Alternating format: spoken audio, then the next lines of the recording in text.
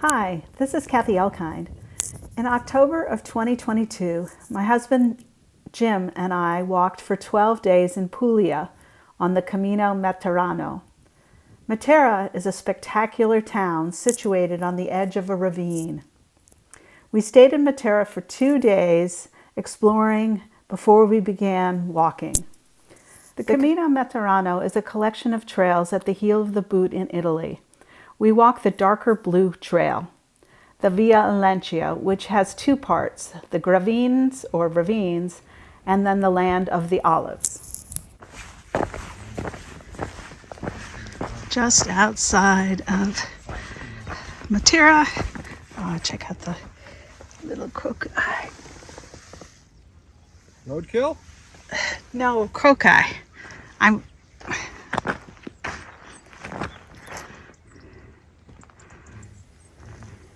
The land away from the ravines is flat with rolling hills, much of it agriculture. Here is Monte Scaglioso in the distance, where we spent the first night. It had a wonderful abbey with a museum that we spent an hour and a half in. Leaving town the next morning, keep an eye out on the right for the way marker. Here we are walking out of the town of Genosa on day 3. You can see the town perched up on the top of the ravine. There are many cave dwellings in the ravines. People and animals have lived in the cave dwellings for centuries.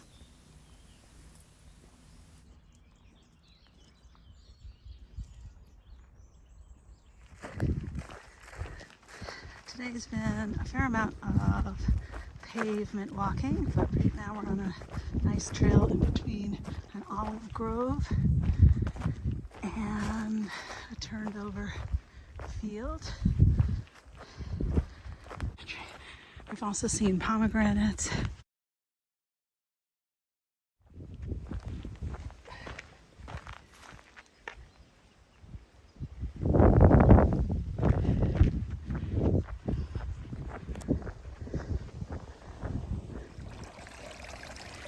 Water is so important to life in this dry climate. Here's a beautiful fountain in the town of Laterza. Towns were built up around where natural springs were.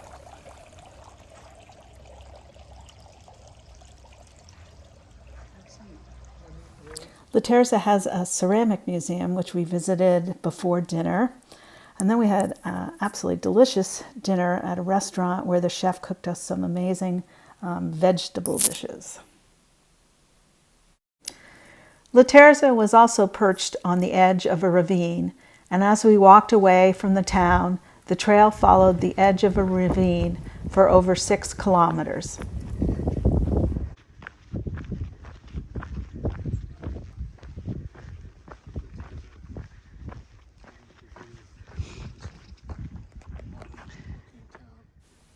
At the end of the ravine, we climbed down onto an expansive agricultural plain where cabbage, broccoli, and fennel were grown.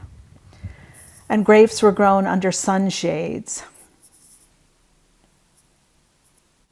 There was also trash, piles of plastic along the sides of the roads. Back in Matera, we had visited a few underground churches carved in the limestone. And then on the trail, we came across another chapel that had been carved into the ground. With frescoes on the walls. The columns were carved and the chapel became negative space. Because we were walking in October in Italy, where food isn't served until about 8 o'clock at night, this allowed us to see the city lit up at night. And every town we walked through had delicious food.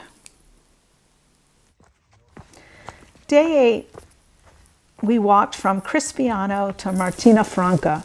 It was a long day, 28 kilometers. We walked through a beautiful park in the shade of an oak forest. We crossed paths with 2 other couples walking the trail, one from northern Italy and one from Switzerland.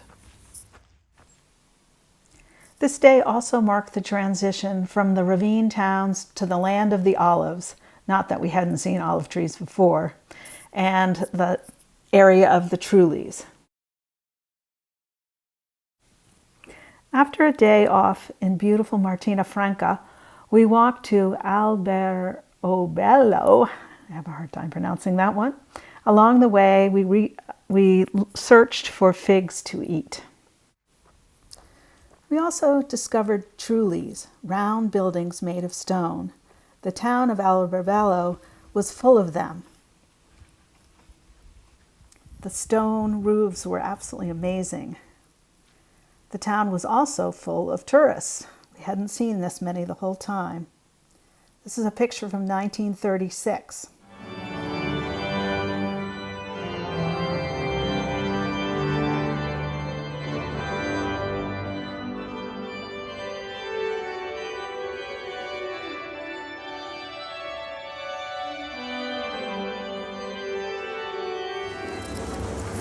After walking by so many olive trees, we stopped at an olive oil factory outside of Loca Rotondo.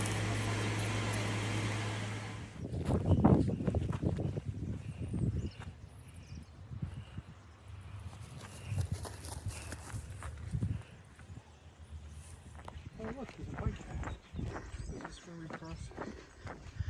This is where we cross the road.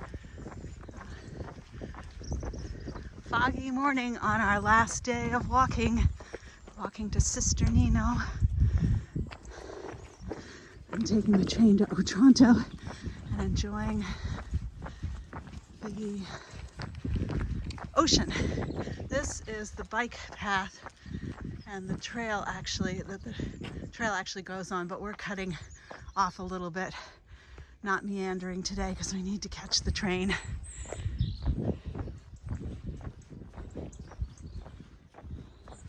Goodbye, grapes. Maybe we'll see grapes down south, and olives.